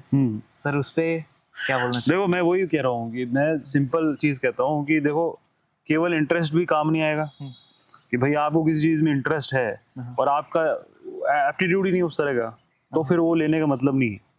जैसे फॉर एग्जांपल आपने मैथ्स है, मैथ्स में आपको इंटरेस्ट है, लेकिन आपसे वो कैलकुलेशंस और वो उस तरह का चीज़ें, बिकॉज मैथ्स में तो सब्जेक्ट स्पेसिफिक, मतलब वो एकदम स्पेसिफिक आंसर्स आते हैं, तो वो तो आपको डिराइव करके निकालने पड़ेंगे। तो अगर आपको मैथ्स में इंटरेस्ट है बट आप उस एप्टीट्यूड के नहीं है, तो maths will not help you. I took public administration, उसका रीज़न एक ही था कि मेरा इंटरेस्ट था, मुझे ज़्यादा नॉलेज नहीं थी यूपीएससी भी मतलब यूपीएससी के ऑप्शनल्स की, बट जो बेसिक्स ये था कि मेरे को इसमें इंटरेस्ट था, और मेरे को ये था कि भाई इसमें अच्छा करने के लिए I can go to any extent. और मैंने आंसर राइटिंग पे भी मेरा कमांड था, जो मेरा ऑप्शनल है वो आंसर राइटिंग, क्योंकि आर्ट्स का सब्जेक्ट है तो उसमें आंसर राइटिंग का बहुत रोल होता है, तो मेरी ये भी मजबूती थी आंसर राइटिंग, और साथ साथ इंटरेस्ट भी था, इसलिए आई कुड डू वेल। तो मैं स्टूडेंट्स को यही कहना चाहता हूँ कि इंटरेस्ट भी देखिए, लेकिन साथ साथ ये भी देखिए कि आपका उसमें एप्टीट्यूड भी प्रॉपर है कि नहीं। तो जैसे मेंस क्लियर करने के बाद आपका इंटरव्यू था, तो इंटरव्यू पे आपका एक्सपीरियंस कैसा रहा? देखो, इंटरव्यू का पहला एक्सपीरियंस तो डिजास्टर्स था, जैसा मैंने आपको बताया, तो उसने होश उड़ा दिया मेरा एकदम ही। और उसका रीज़न ये था कि मैं जंग से पहले हार गया था। क्योंकि जब आप इंटरव्यू की तैयारी करते हो ना, तो आपको बहुत थॉट्स आते हैं दिमाग में, क्योंकि ऐसी जो आईएएस हमारे लिए बहुत बड़ी चीज़ थी। आज हम लोग हैं तो हमें फील नहीं होता, हम लोग ग्राउंडेड हैं, बट जब हम लोग प्रिपरेशन करते थे तो इतनी बड़ी चीज़ लगती थी, ऐसा लगता था ये सपना ही मैं जी रहा हूँ कहीं। तो इंटरव्यू का जब कॉल आता है तो उसके बाद इंसान प्रिपरेशन करता है, और उस प्रिपरेशन में भी आपके दिमाग में ये थॉट्स आते रहते हैं। और जब एग्जाम, जो इंटरव्यू का दिन जब नज़दीक आता है, the D day when it arrives, तो उस समय मतलब आपके ये थॉट्स और बढ़ जाते हैं और आपको एंग्जाइटी होने लगती है। तो मेरे दिमाग में बस एक ही चीज़ आती थी कि यार ये मौका मुझे बड़ी मुश्किल से मिला, अगर ये वेस्ट हो गया, अगर मैं इंटरव्यू में अच्छा नहीं कर पाया, अगर मेरा इंटरव्यू खराब हो गया, अगर किसी ने मुझसे ट्रिकी क्वेश्चन पूछ लिया या फिर ऐसे क्वेश्चन पूछ लिए स्टार्टिंग में जो मेरे को नहीं आते हैं, कि मैं कॉन्फिडेंस लेवल उठने से पहले ही गिरा दिया, अगर ये सारी चीज़ें हो गई तो फिर मैं क्या करूँगा, ये थॉट दिमाग में आके बैठ गया। और वो थॉट की वजह से मेरा इंटरव्यू जाने से पहले इंटरव्यू रूम में ही मेरा ख़त्म था वो, क्योंकि माइंड में थॉट नेगेटिव। सर स्टूडेंट का सबसे बड़ा थॉट ये रहता है कि अगर यहाँ नहीं हुआ तो ये साइकिल फिर से रिवर्स हो जाएगा, फिर से ये साइकिल prelims- कोलैप्स हो जाती है। हाँ। बिकॉज आप देखिए जब आपके थॉट्स आते हैं दिमाग में, बिकॉज मैं बैठ के प्रिपरेशन कर रहा था, I was not earning money, I have to earn money for myself and to support my family also. Hmm, तो ये चीज़ें भी दिमाग में रहती है। And I was growing in age also. आप अपनी ज़िंदगी के प्राइम में आप दिल्ली में बैठ के एक कमरे में तैयारी कर रहे हो जहाँ पे आप बाहर की दुनिया बहुत आगे निकल रही है लगातार। जो लोग मेरे साथ में कॉलेज में थे, कोई कोर्स सेक्टर में चला गया, केमिकल इंडस्ट्रीज में, कोई आईटी सेक्टर में चला गया, सब लोग आगे बढ़ रहे हैं, दौड़ रहे हैं, और आप वहीं पे हैं। बिकॉज ये एग्ज़ाम तो ये 0 से 0 तक की कहानी है। हाँ, या तो आप 0 पे हैं या 1 पे हैं, हम्म, बीच में कुछ नहीं। आप एग्जाम में पास होंगे, आप ऑफिसर बनेंगे, नहीं पास होंगे, आपको उस चीज का कोई बेनिफिट नहीं मिलेगा। फिर से वही कमरा तैयार है आपके लिए, अगर आप चाहें तो। कमरा तैयार है तभी जब आपके पास वो लग्जरी है कि आप कंटिन्यू करो। हाँ, मैं आपको बता रहा हूँ कि when I was rejected in second attempt, जब इंटरव्यू मेरा नहीं हुआ, तो I was very demoralised because मुझे I wanted to earn money also. I worked in a coaching institute also for some time with my preparation उसके बाद। Okay, but I was determined कि मुझे ये करना है। बट एक अनएम्प्लॉयड पर्सन के लिए it is very difficult to sustain himself in Rajendra Nagar, हाँ, बिकॉज आपको बहुत सारी चीज़ें ध्यान में रखनी पड़ती है। बट देन जब प्रीलिम्स उसका बाद थर्ड अटेम्प्ट में मेरा क्लियर हुआ, तो देन आई डिसाइडेड कि this is the opportunity. Because third attempt का प्रीलिम्स मेरा बहुत ही डाइसी था, मैं बहुत ही कम मार्जिन से क्लियर कर पाया था। तो जब रिजल्ट आया तो आई मेड श्योर कि अब मैं छोड़ूंगा नहीं। एंड फिर जो डिटर्मिनेशन था that was next level. And उसके बाद में उसी दिन जब डिटर्मिनेशन था उसी दिन ये क्लियर था कि इस कुर्सी पर बैठना। सर इंटरव्यू पे एक होता है detailed application form, DF. Sir इसमें आपने क्या लिखा था, और डीएफ में कौन सी छोटी सी मिस्टेक एक कैंडिडेट का पूरा गेम खराब कर सकती है? देखो डीएएफ में एक ही मिस्टेक कैंडिडेट का गेम खराब कर सकती है, that is dishonesty. DAF is a biodata. आप अपने बारे में बता रहे हो एक फॉर्म में, बताइए, आप बेबाक तरीके से बताइए, जो आपको पसंद है, आपकी हॉबीज, आपके इंटरेस्ट है, उसको लिखिए। जो नहीं है मत लिखिए। हाँ, कई ऐसे बच्चे होते हैं जिनकी कोई हॉबी नहीं होती है, हाँ, वो बढ़ चढ़ के वो सिर्फ बताते हैं। पढ़ते हैं, पढ़ने लिखने में अच्छे होते हैं। आप लिखिए कि एकेडमिक्स है आपके पास में, हॉबी नहीं है तो हॉबी वाले ऑप्शन को ब्लैंक कर दीजिए। अब फॉर एग्जांपल मान लो किसी को सिर्फ क्रिकेट ही खेलना पसंद है, तो लोग क्या करते हैं कि व्हेन इंटरव्यू की प्रिपरेशन होती है तो फिर क्रिकेट तो एक कॉमन चीज होगी सभी के साथ में, तो लोग बोलते हैं कि नहीं क्रिकेट मत डालो, ये बहुत कॉमन होता है, कुछ ऐसा डालो जिससे आपको सवाल पूछे जाए। That is completely bullshit. आपको सिर्फ और सिर्फ वही चीज डालनी चाहिए जो जेन्युइन हो और जिसमें सच्चाई हो। आप तीसरी चीज पे जाओ मत। For example for me it was cricket में I was very much interested. मैं आज भी खेलता हूँ, मेरी हॉबी है। जब भी मुझे फ्री टाइम मिलता है तो दिमाग में क्रिकेट ही आता है, तो उसको मुझे मेंशन करना ही था इनएविटेबली। उसके बाद में आई प्रैक्टिस मेडिटेशन, और हार्टफुलनेस मेडिटेशन एक फॉर्म ऑफ मेडिटेशन है। I am telling to you कि I used to practice it every day and I have noticed changes in my life because of it. तो उस चीज़ को करते हुए इस एग्ज़ाम को भी मैं क्लियर कर पाया, उसका बहुत बड़ा रोल रहा है, तो उसको मैंने मेंशन किया। एंड उसके बारे में जब उन्होंने पूछा तो I had that opportunity in the interview room to tell the effects about कि मेरे को उस मेडिटेशन से क्या चीज़ हासिल हुई, क्यों बच्चों को मेडिटेशन करना चाहिए, मैं पहले किस तरह का इंसान था, बाद में किस तरह का इंसान था, क्या ट्रांसफॉर्मेशन मेरे अंदर है। तो that is the best way to go out. तो डीएएफ अगर बच्चे भरते हैं इंटरव्यू के समय पे, तो उसमें बस जेन्युइन रहिए, ऑनेस्ट रहिए, किसी को सुनने की ज़रूरत नहीं। सर इंटरव्यू पैनल कैसा था आपका, और कोई ऐसा यादगार सवाल जो आप शेयर करना चाहते हैं? इंटरव्यू पैनल मेरा बहुत ही अच्छा था। I was interviewed in a panel chaired by Dr. Sujata Mehta. Okay. She was an ex-IFS officer, Indian Foreign Service officer. Okay. And my interview was very good. जो मेरा third attempt का interview था, उसके बारे में बता रहा हूँ आपको। एंड आई रिमेंबर कि उन्होंने मुझसे उस समय पद्मावत मूवी आई थी, हाँ, और उसको पद्मावत मूवी के अंदर जिस तरह का राजपूतों का portrayal, because I am a Rajput by caste, तो राजपूतों के पोर्ट्रेयल के ऊपर बहुत सारे ऐसे प्रोटेस्ट हुए थे। कुछ प्रोटेस्ट जो है उसमें वायलेंट भी हो गए थे। तो उसके ऊपर मुझसे सवाल पूछा गया था कि आपकी इसके बारे में क्या राय है, what is the opinion about it. तो मैंने एक ही चीज़ कही कि with in the constitution every group or ethnic identity, they have the right to protest peacefully in a public area under the purview of law, but that should not disturb others, that should not go violent, that should not harm the public property. उस समय कुछ बस भी जला दी तो I am against that also.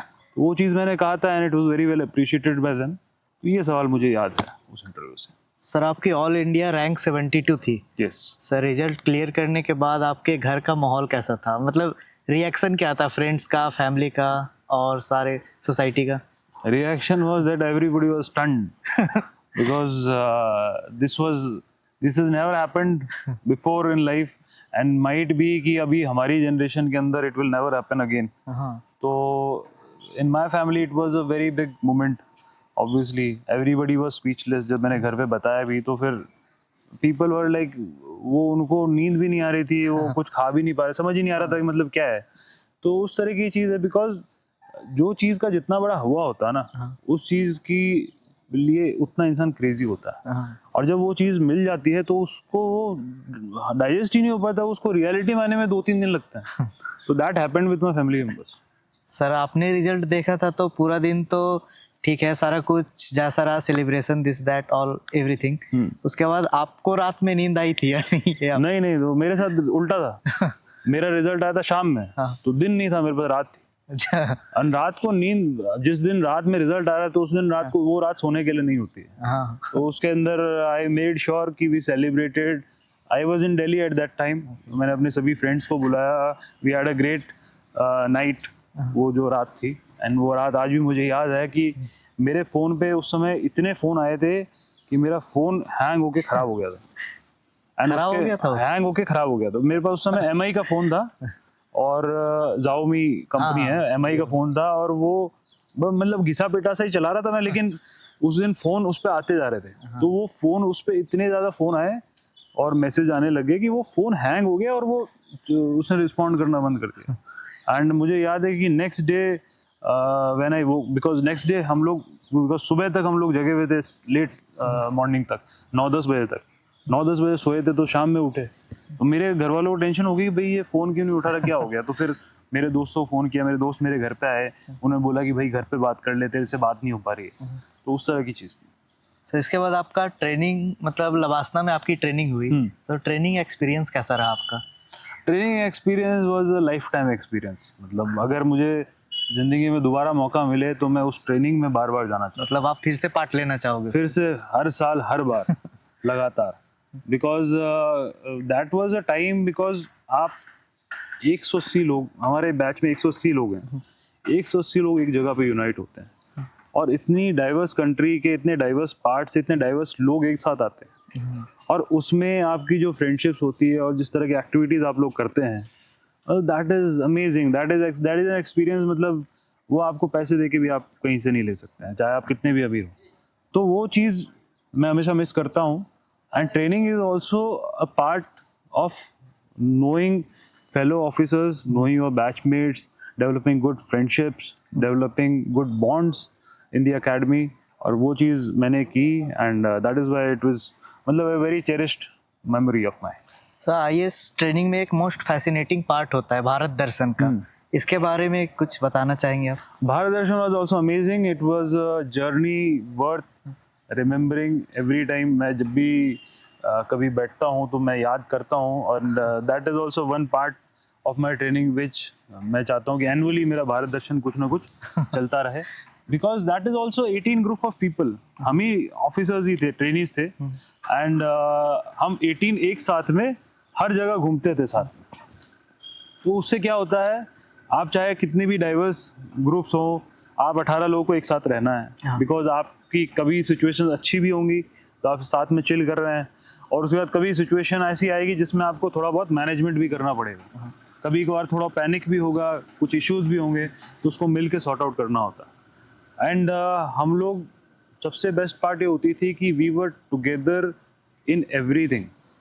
हम लोग साथ में खा पी भी रहे हैं तो हम साथ में कोई प्रॉब्लम का सोल्यूशन भी लेके आ रहे हैं। And Bharat Darshan is like, it is amazing, and to know the country वो सेकेंडरी है कि आप कंट्री को कितना जानोगे, बिकॉज 20 दिन में एक कंट्री को, मतलब 2 महीने के पीरियड में आप एक कंट्री को नहीं जान सकते हो, बट जो experience you gain that is fantastic and we had a very very good time in Bharat Darshan because of the camaraderie, the friendship which we had, the bond which we developed, and the time we enjoyed together.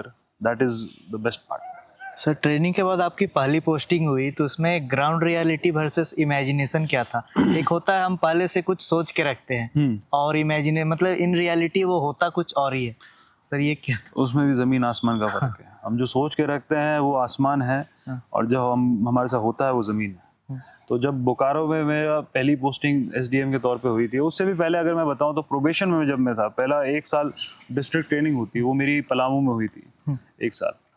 तो जब आप district training में आते हो तब आपके साथ में सबसे ज़्यादा वो ग्राउंड रियलिटी चेक होता है, बिकॉज आप पहली बार कैडर में आ रहे हो, झारखंड जैसे कैडर में, मैं तो राजस्थान से बिलोंग करता हूँ, पहली बार झारखंड आ रहा हूँ और किस तरीके से आप हर चीज़ नोटिस करते हो।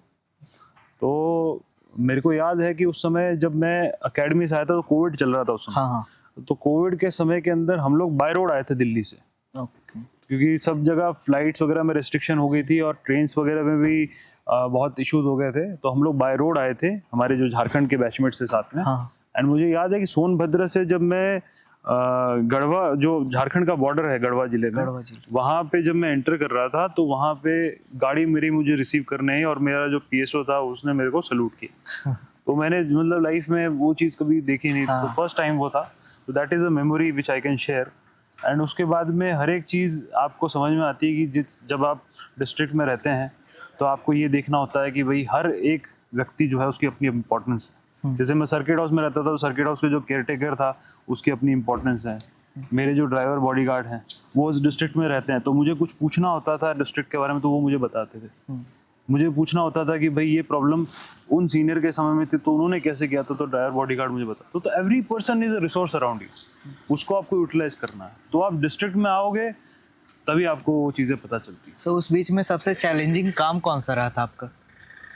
चैलेंजिंग काम बहुत सारे रहे, लेकिन मैं अगर आपको एक चीज़ बता सकूं तो उसमें ये था कि जब मैं बोकारो में पोस्टेड था तो उसके अंदर वेदांता इलेक्ट्रो स्टील एक कंपनी है, वहाँ पे एक स्टील प्लांट के अंदर ही 3 मजदूरों की डेथ हो गई। और एक उसमें जो ब्लास्ट फर्नेस होता है उसमें एक लिफ्ट थी, वो गिर गई थी और उस वजह से 3 मजदूरों की दब के मौत हो गई। तो उसके बाद में हम लोगों ने उसमें जांच वाँच करी, सब कार्रवाई करी जो आप ऑफिशियली कर सकते हो, जितनी स्ट्रिक्टेस्ट आप कर सकते हो सब कुछ किया हमने। एफआईआर भी किया और हर तरह के इंडस्ट्रियल जो सिक्योरिटी से रिलेटेड सारे प्रोविजंस लगा दिए।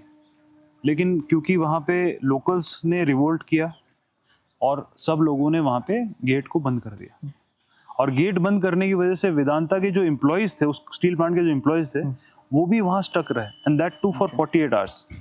एंड 48 आवर्स के अंदर इंसान के पास में अब धीरे धीरे राशन भी खत्म हो जाता है, खाना भी लिमिटेड रहता है क्योंकि बाहर से सप्लाई आ नहीं रही है।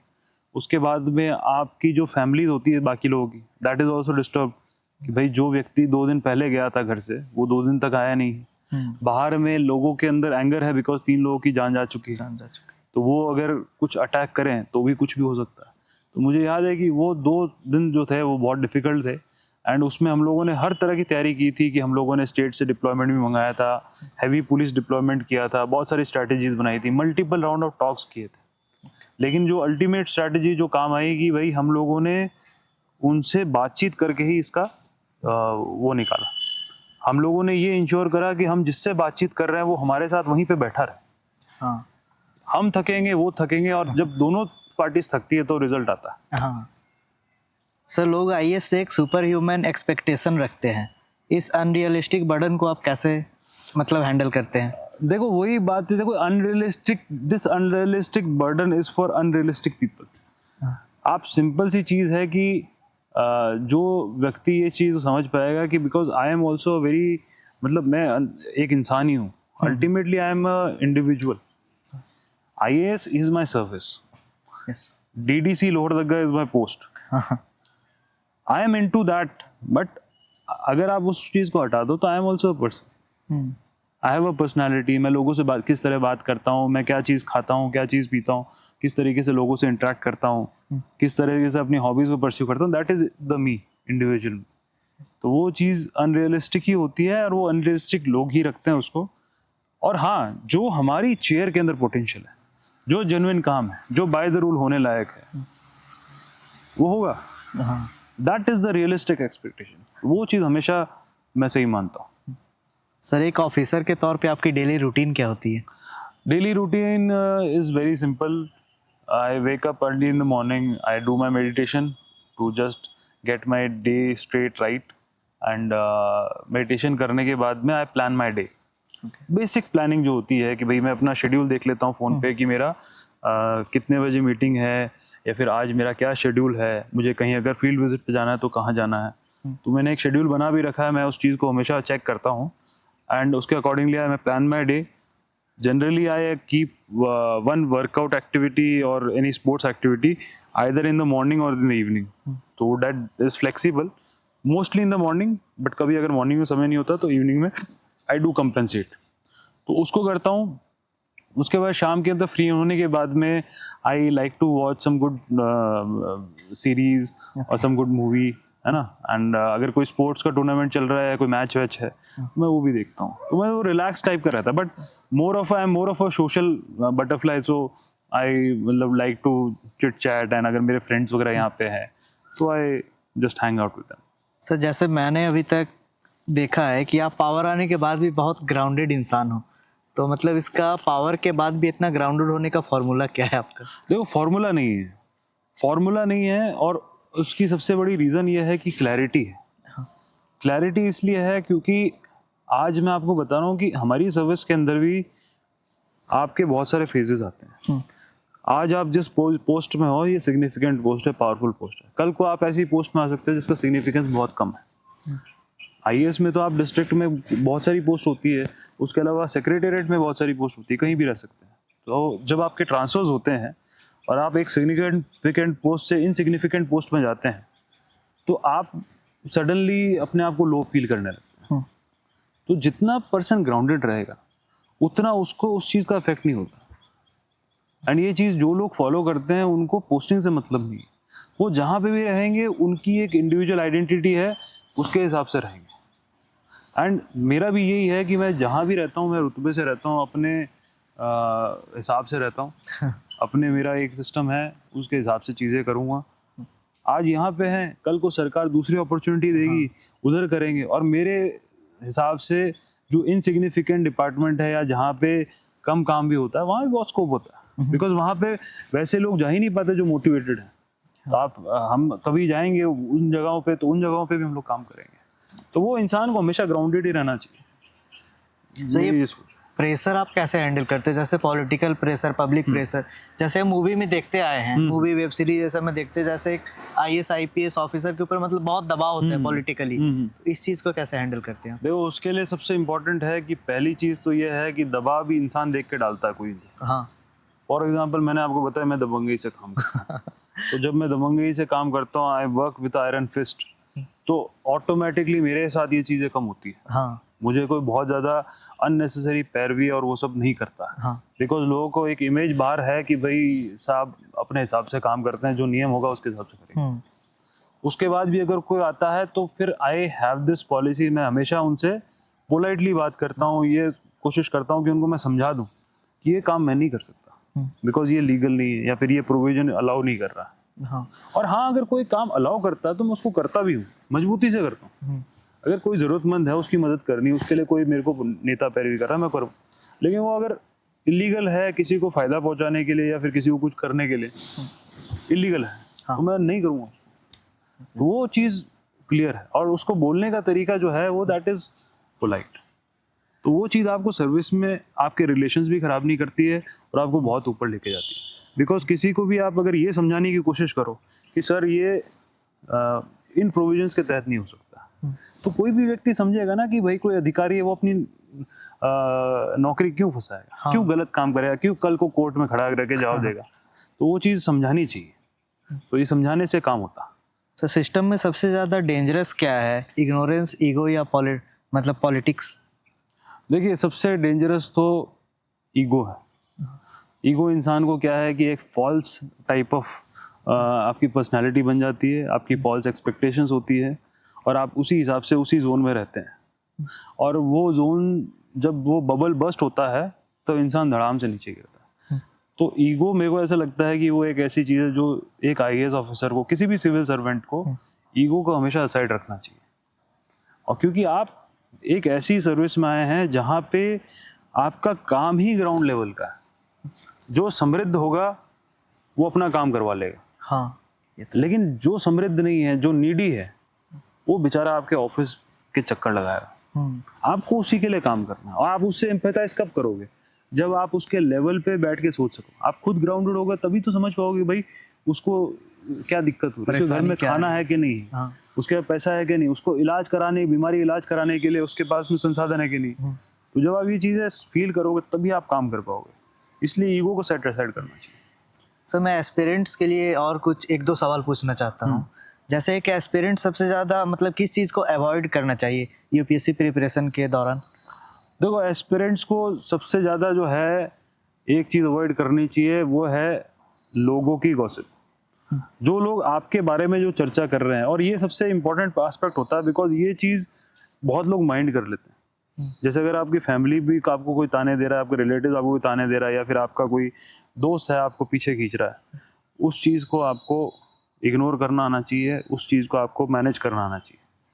आप उस चीज़ से दूर रहें। हाँ, और ये चीज़ क्योंकि आपको अफेक्ट कहीं ना कहीं करती है, आपका मोरल को डाउन करेगी, आपका ध्यान अननेसेसरी दूसरी तरफ करेगी। अगर आप इससे आप एकदम अलूफ हैं तो आपका ध्यान सिर्फ प्रिपरेशन पर रहेगा और आप अल्टीमेटली एग्ज़ाम क्लियर कर लेंगे।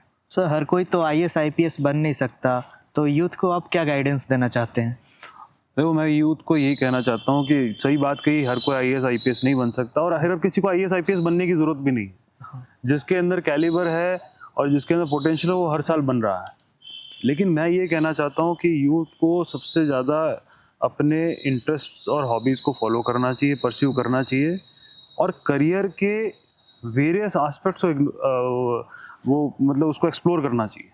क्योंकि सिर्फ डॉक्टर और इंजीनियर इस देश को नहीं चला रहे हैं। आप इस देश में आर्किटेक्ट भी है, इस देश में अच्छे कुक और शेफ्स भी हैं, इस देश में अच्छे म्यूजिशियंस भी हैं, डांसर्स भी हैं, कल्चरल आर्टिस्ट भी हैं, इवेंट मैनेजर्स भी हैं, होटल मैनेजर्स भी हैं। मतलब इतनी सारी फील्ड्स हैं, लेकिन हम लोग क्योंकि ब्लाइंड फोल्ड हो जाते हैं, हम लोग नहीं देखते हैं बाकी चीज़ों को। हाँ, तो यूथ को मैं यही कहना चाहता हूँ कि इसके अंदर सभी फील्ड्स को एक्सप्लोर करिए, और सबसे इम्पॉर्टेंट सेल्फ एम्प्लॉयमेंट की तरफ बढ़िए। आप बिजनेसमैन बनिए, आप एक इंडस्ट्री लगाए, चाहे कितनी भी छोटी इंडस्ट्री हो, कम से कम आप 5 लोगों को रोजगार दें, हाँ, और देश उसी से उठ खड़ा होगा।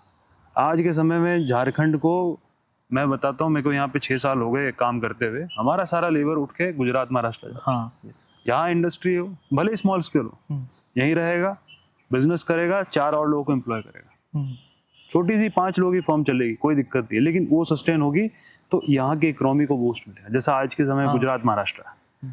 तो ये चीज़ मैं यूथ को मैसेज देना चाहता हूँ कि ज़्यादा से ज़्यादा लोग सेल्फ एम्प्लॉयमेंट की तरफ बढ़ें, और जो करियर एस्पेक्ट्स हैं उनको ब्रॉडली ओपन रखें। सर, जैसे आप भी एक पेरेंट्स है, तो यंग जनरेशन के पेरेंट्स को आप क्या बोलना चाहते हैं? कोई गाइडेंस देना चाहते हैं कि मतलब वो अपने बच्चे पे प्रेशर डालते हैं, जैसे आईएएस बने, आईपीएस बने, मेडिकल नीट क्लियर करे, जेईई क्लियर करे, तो इसके बारे में आप क्या कहना चाहते हैं? नहीं, मैं देखो आपको सिंपल कहना चाहता हूँ कि ये कोई ज्ञान नहीं है। अपने बच्चों को भी मैं हमेशा यही शिक्षा दूंगा कि आप अपनी पर्सनैलिटी मजबूत करो। हाँ, आप अपनी पर्सनैलिटी मजबूत करो। दूसरी चीज़ जो गॉड गिफ्टेड होती है, that is your hobbies and interest. वो आप डिफाइन नहीं कर सकते हो, ना बच्चा खुद डिफाइन कर, वो आपको मतलब ऑटोमेटिकली वो चीज़ उस तरफ ले जाती है। फॉर एग्जांपल, अब मुझे क्रिकेट खेलना पसंद है, तो उसका मेरे फादर से कोई लेना देना नहीं है, ना मेरे पापा ने कभी क्रिकेट में कोई इंटरेस्ट लिया, ना बैट पकड़ा कभी भी।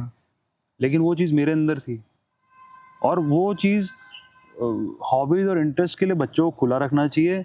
वो उनको परस्यू करेंगे तो उनकी पर्सनैलिटी में निखार आएगा, और फिर जो उन्हें इंटरेस्ट होगा और उसको परस्यू करे, उसमें आगे बढ़े। मैंने आपको बताया ना, बहुत अपॉर्चुनिटीज़ हैं आज के भारत में, आज की दुनिया में, हर फील्ड में अनेक अपॉर्चुनिटीज़ हैं। बस ये है कि हम लोग केवल और केवल सरकारी नौकरी पे सीमित हो जाते हैं। टीचिंग, आपकी medical field, engineering field, nursing field, इसी पे सीमित हो जाते हैं। हम उसके अलावा देखते ही नहीं।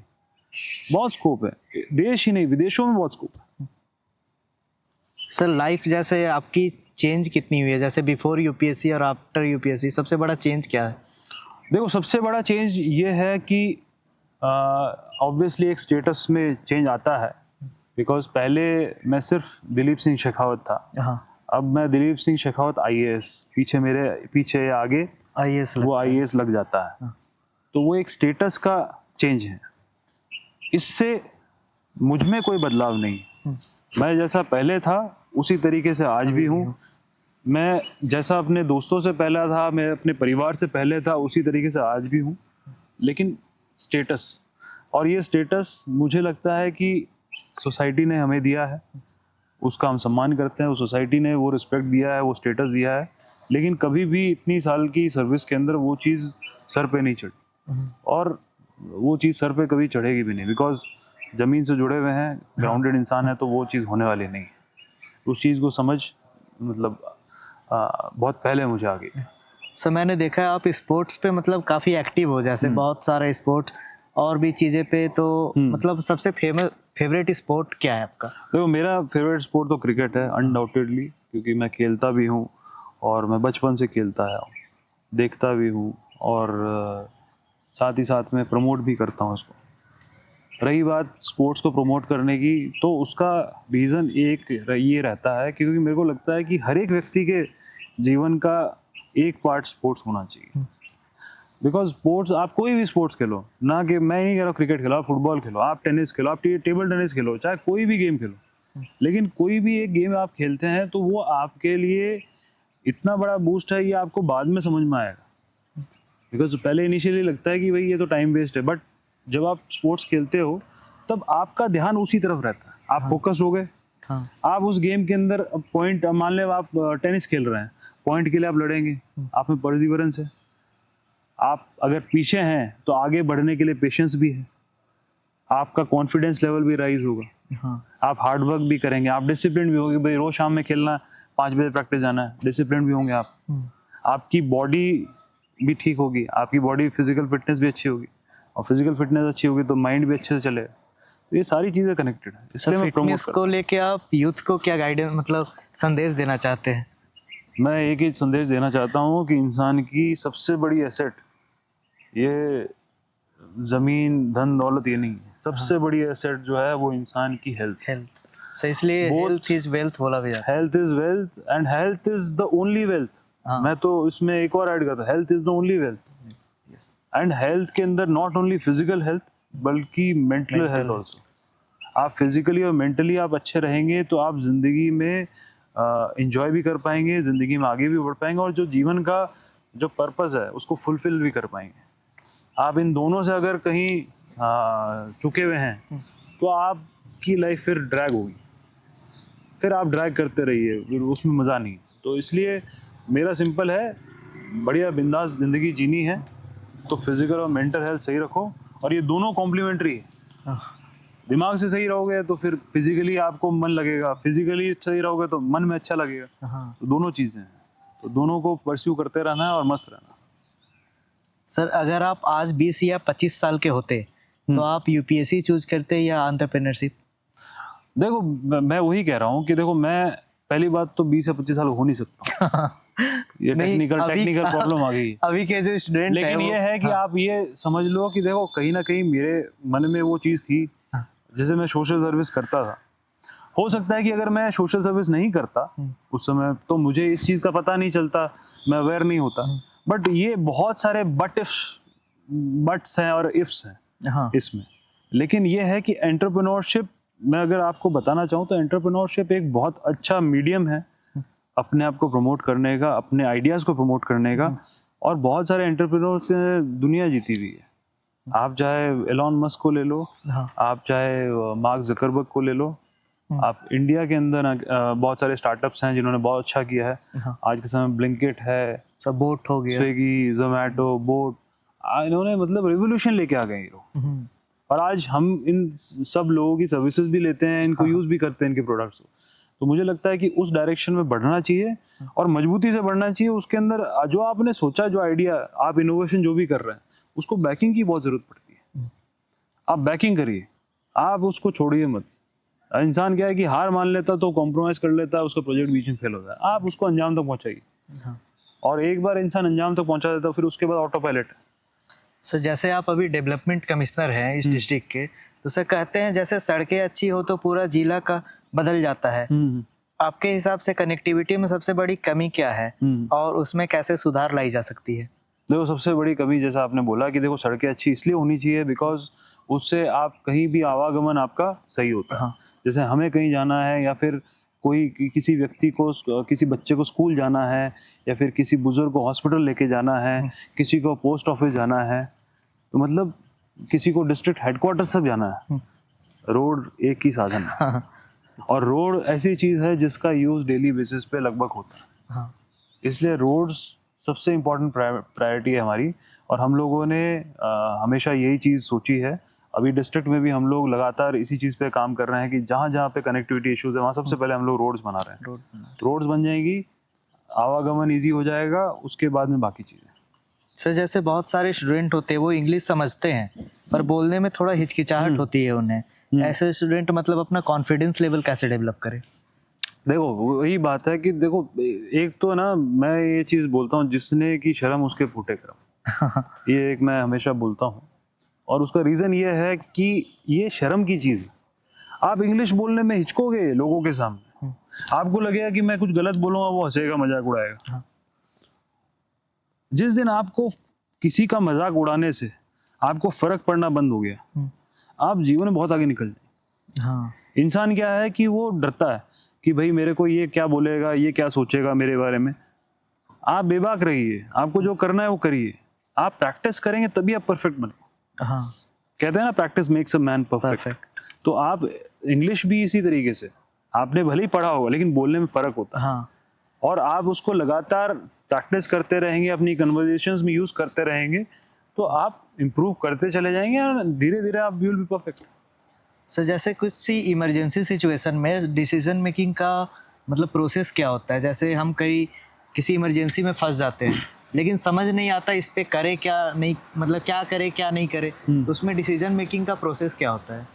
देखो जब हम लोग इमरजेंसी सिचुएशन में होते हैं तो हमें एक जो प्रैक्टिकल फॉर्मूला मैं हमेशा अप्लाई करता हूँ, दैट इज स्वॉट एनालिसिस, है ना।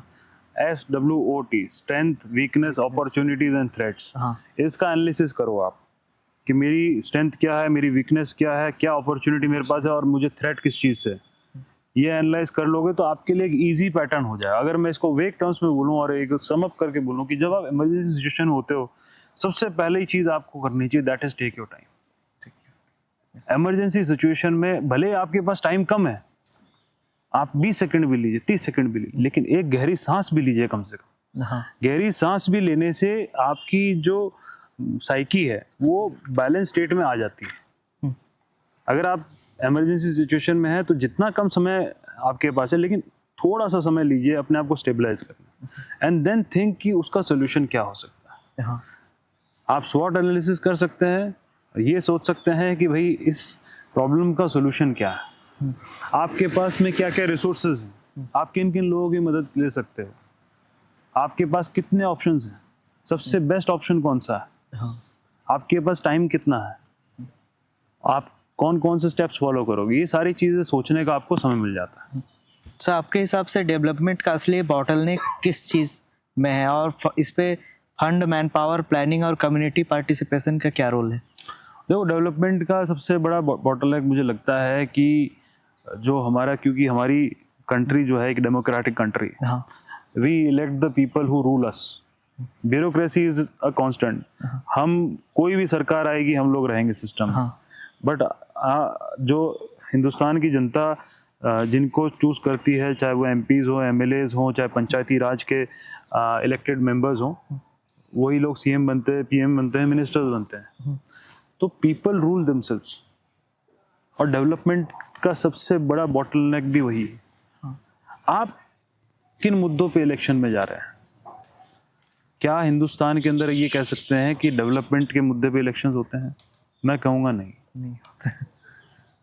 आज भी हम लोग उस स्टेट से बहुत दूर हैं। हाँ, आज भी हम लोग जो पेटी पॉलिटिक्स है, अपीजमेंट पॉलिटिक्स है, चाहे वो based on caste, religion, creed, regional identity, अभी तक हम लोग उसमें फंसे हुए। और मुझे लगता है कि हम उतना आगे आ नहीं पाए as a society, as a civilisation. तो हमें उससे ऊपर उठ के हमें डेवलपमेंट के एजेंडा को मेन एजेंडा बनाना है अपने चुनावों में, अपने पॉलिटिकल डोमेन में, अपने सोशल डोमेन में। तब आप देखेंगे कि वो चीज़ आपको हर जगह मिलेगी। तो ये मेरी मतलब सोच है, सब किसी सोच है, मेरा ओपिनियन ही है। सर अगर मैं आपसे कैमरा ऑफ करके पूछूं कि इस देश की असली प्रॉब्लम क्या है, तो आपका जवाब क्या होगा? देखो, इस देश की असली प्रॉब्लम एक नहीं है, अनेक प्रॉब्लम्स है। कोई भी कंट्री परफेक्ट नहीं होती है, हाँ, बट उसे परफेक्ट बनाने की कोशिश हर एक इंसान को करनी चाहिए। हम सभी एक, अगर मैं कंट्री को, जैसे हम लोग परिवार में 5 लोग हैं, उसी तरीके से हम लोग 140 करोड़ लोग हैं हिंदुस्तान में। We are a family. पहली चीज तो हम उसको फैमिली माने, हमारी आधी प्रॉब्लम्स वहीं खत्म हो जाएगी।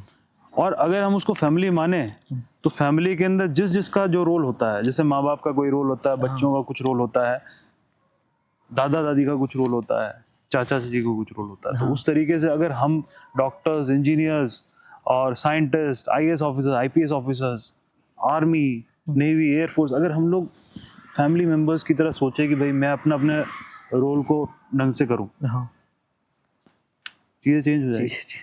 बट ये जो मैंने आपको बात कही है, ये दिस इज मतलब ये एक बहुत ही लॉन्ग थॉट है। हाँ, मुझे लगता है कि धीरे धीरे वो सारी चेंजेस आएंगी। और मैं चाहता हूँ कि मैं इस चैनल के माध्यम से ये भी कहूँ कि ये जो चेंजेस आएंगी, ये यंग जनरेशन में, जो जेन जी है, आज के समय के अंदर बहुत सारे इश्यूज से ग्रसित है।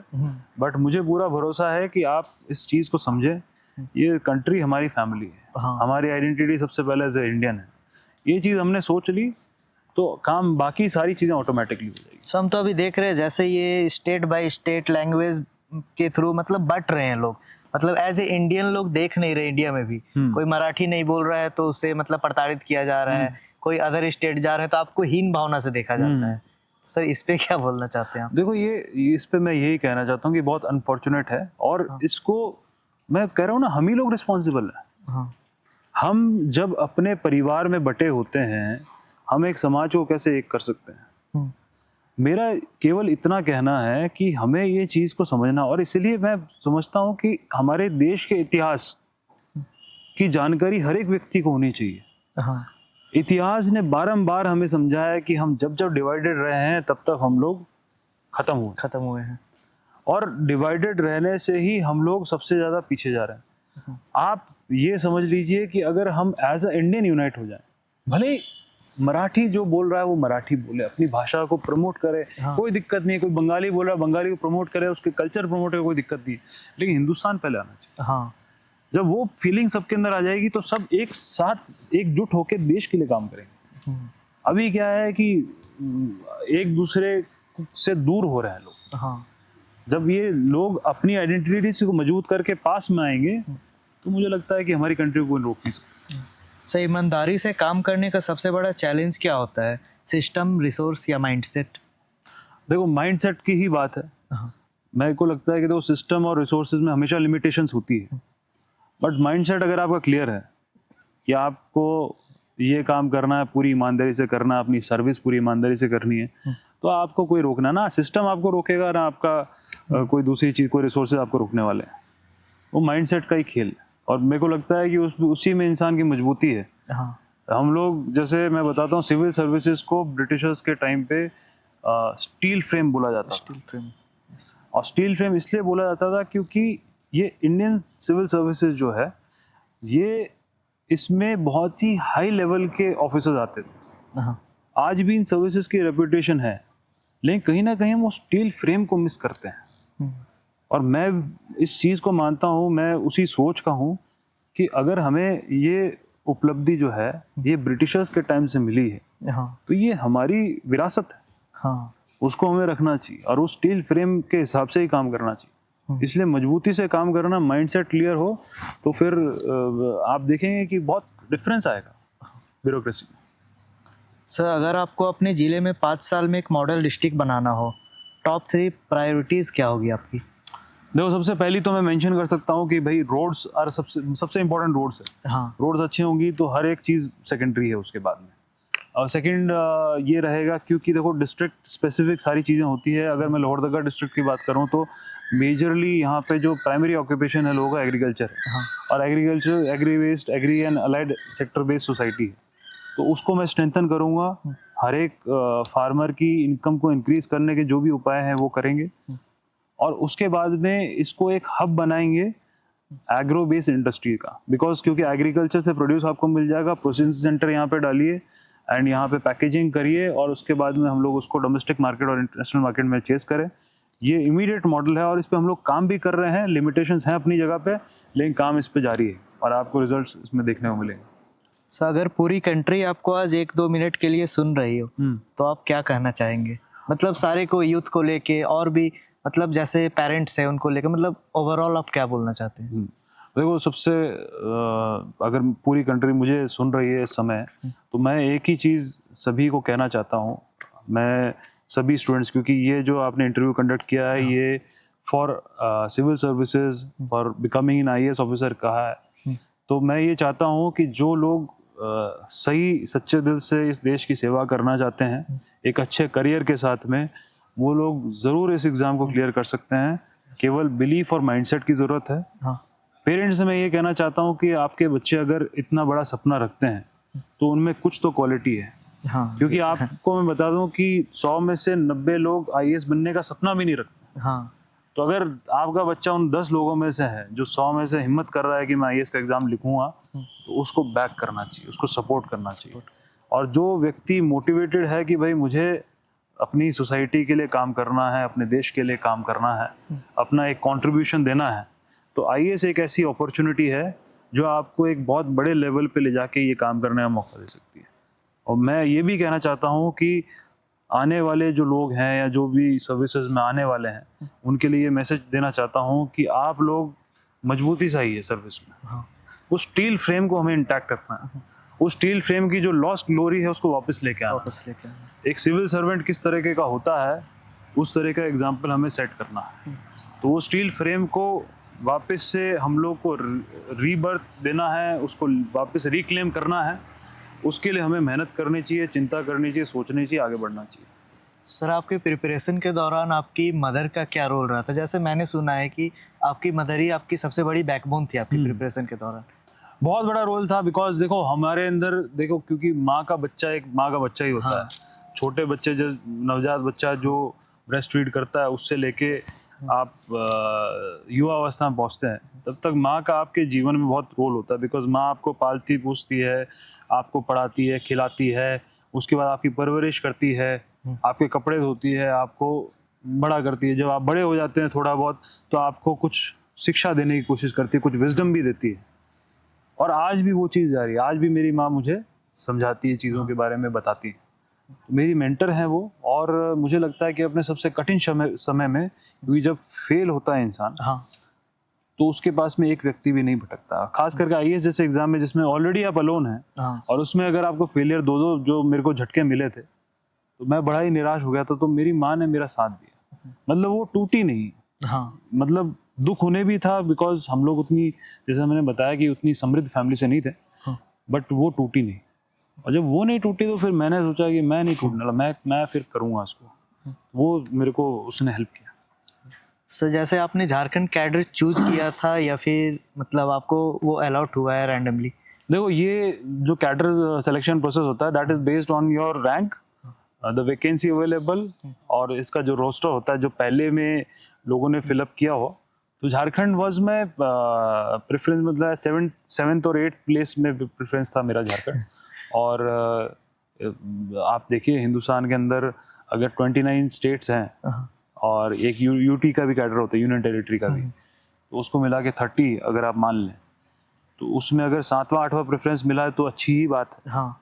And I am happy to work in Jharkhand, because मुझे लगता है कि ये एक ऐसा स्टेट है जहाँ पे अपॉर्चुनिटीज़ बहुत, बिकॉज कई सारे स्टेट्स आगे निकल चुके हैं, लेकिन झारखंड को ज़रूरत है कि हम लोग इसको मिल के आगे निकालें।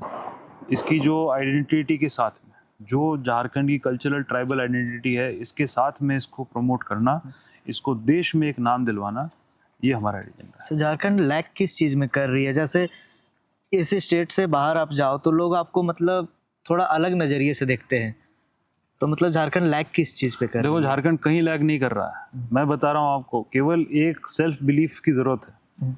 यहाँ के जो लोग हैं, झारखंड के जो लोग हैं, उनको सही मायने में सही डायरेक्शन में ओरिएंट करने की ज़रूरत है कि भाई आप शिक्षा से मजबूत हो जाइए, आप शिक्षा से मजबूत हो जाइए।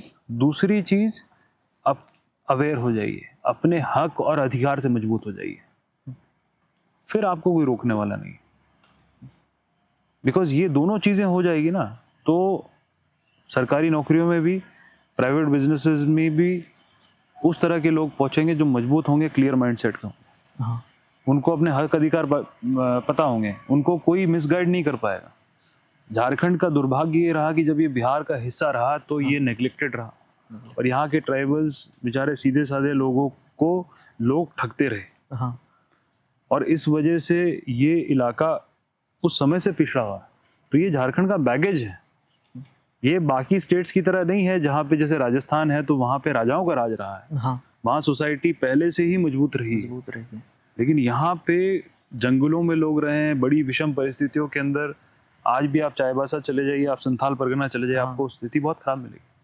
लेकिन उसके साथ में हमको ऊपर उठना है, तो शिक्षा और हमारी जो हक और अधिकार की लड़ाई है, वो हर इंसान को अपने हक और अधिकार के बारे में पता होना चाहिए, तो कोई रोकेगा नहीं। सर झारखंड में सबसे अच्छा क्या लगा आपको? जैसे इतना आप मतलब झारखंड तो बहुत जगह आप घूमे ही होंगे, सबसे बेस्ट पार्ट क्या है झारखंड का? देखो झारखंड का सबसे बेस्ट पार्ट, यहाँ के लोग बहुत मुझे प्यारे हैं। मैं इतने लोगों से मिला अपने 6 साल के करियर के अंदर, हाँ।